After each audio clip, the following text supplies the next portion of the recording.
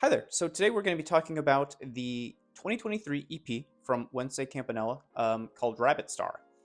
So just a recap in case you haven't seen my previous video on the band, there are two members. There is the singer Utaha, and then there is the producer Kenmochi Hidefume. And prior to Utaha joining the band in 2022, and with the release of their first album, they had another singer named Komi Ai. So she left, and then Utaha came in. So this is only the second project with this new singer, though the same producer has stayed with the project, if you will, since their inception. So for what we're talking about today is, like I said, their 2023 EP. I call it Rabbit Star. And so it's pretty much just a small package of some EDM, some J-pop. There's kind of some dubstep in there. There's some hyperpop. It's kind of all over the place, just like that first album. So before we officially start, I actually want to go over the packaging. Now, this is something I do actually have on vinyl. So I got it that same time I got the vinyl for Neon. And I really just want to talk about how exquisite it is. First off, I love the cover.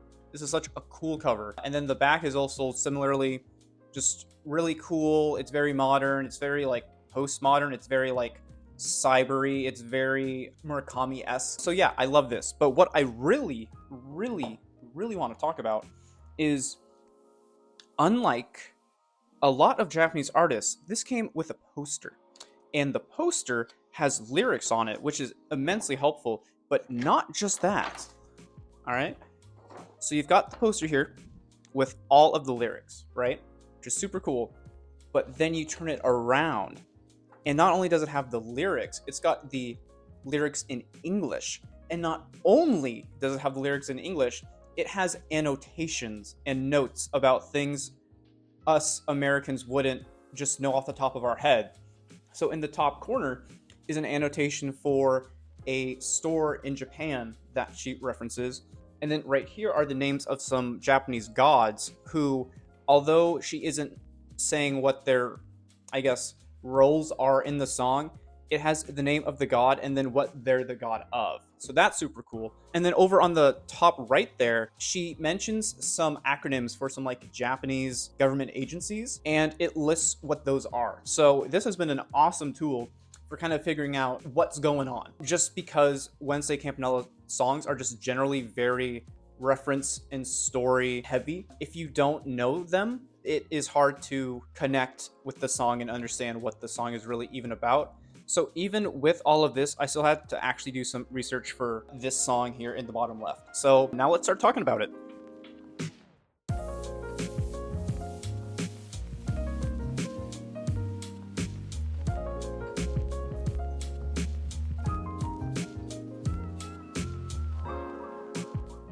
Okay, so the first song is called Little Red Riding Hood.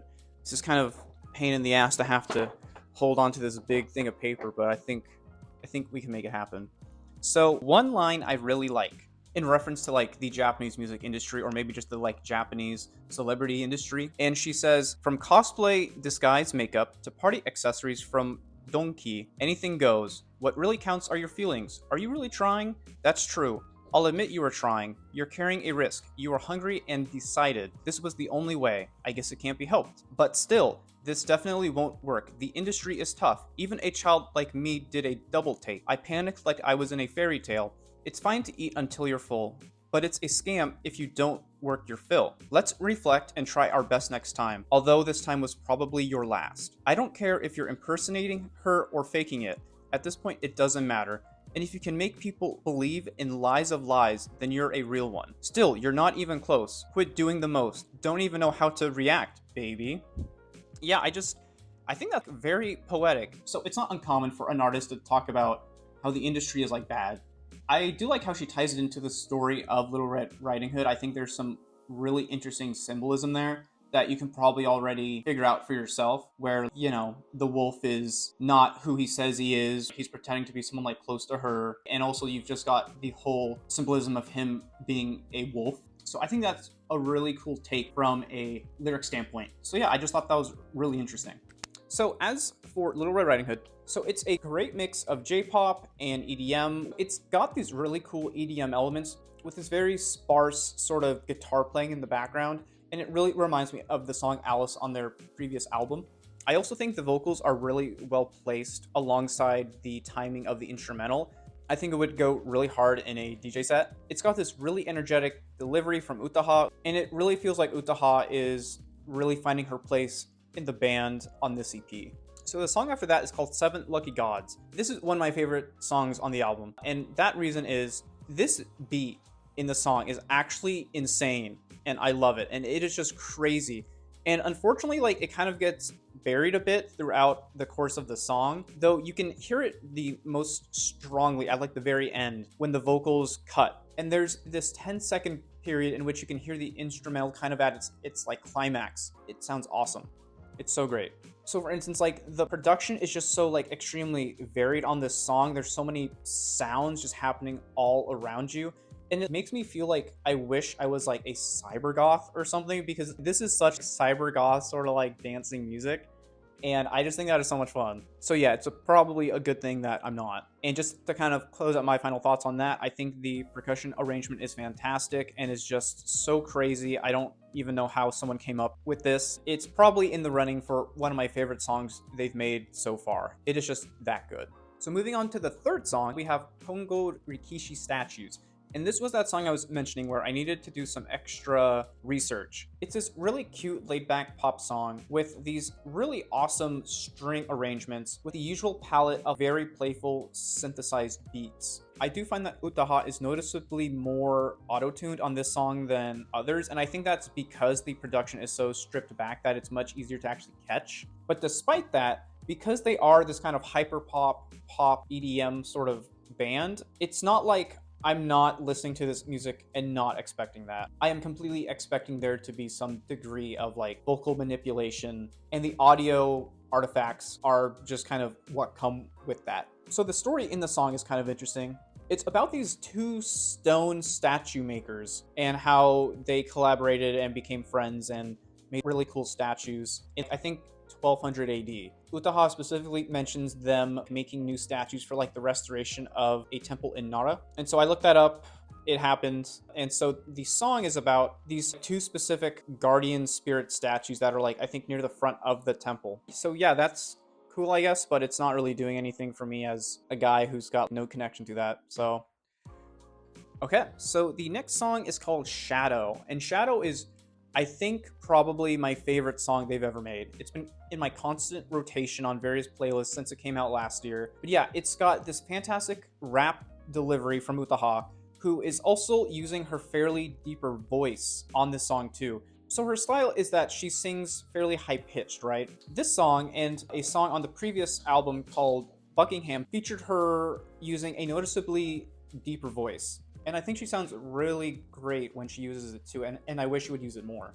So to get the lyrics back out here, it's also lyrically similar to the song Buckingham too, and that's because in that song, she's like rapping a lot about geographic coordinates and dimensions and things like that. In this, she's talking about roadways in Japan.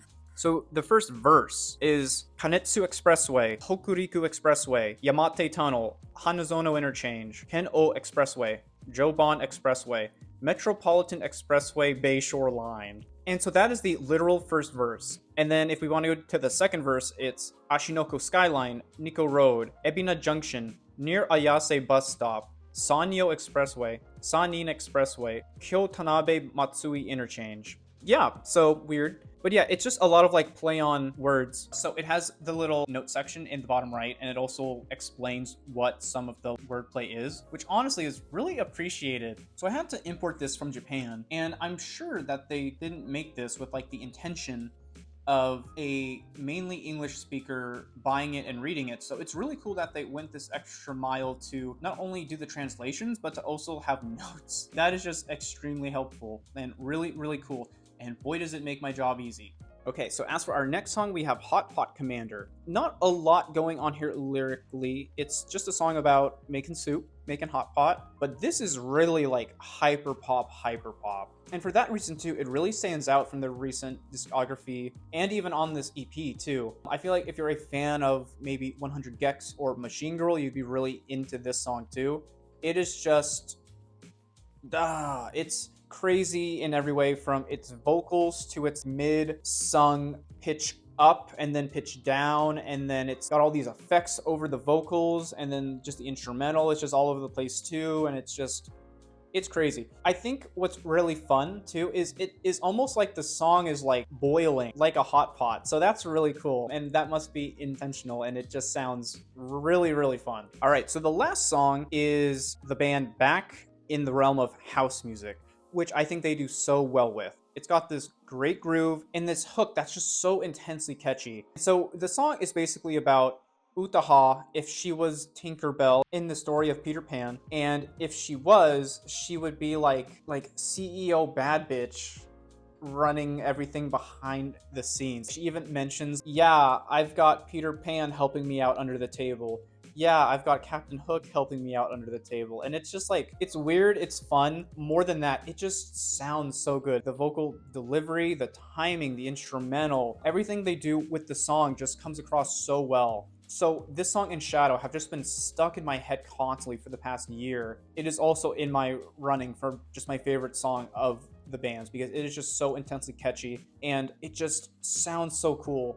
Okay, so yeah, there it is. That was a short 6-song EP. I think overall it's fantastic. And honestly, it's pretty much what I would recommend to anyone who wants to start listening to the band, just because they play it kind of safe, but they still go crazy with it. So they play it safe as in they are sticking to what they do the best, and they're not trying to really experiment too weirdly, because they definitely do that on their first and their second album. And those, for me, have always resulted in songs that are kind of duds, and that are ones that I don't really want to listen to again. Because of the consistency on this EP, it's a great way to get your footing with the various stylings of the band. I think for as far as EP goes, since this isn't a full project, I would rate this an 8. So I just love so much about it. I just wish maybe they had done something different. One of the songs, I guess. So I'm just not the hugest fan of Hongo Rikishi Statue. It's just not for me. I'm sure it's for some people. The instrumental's cool.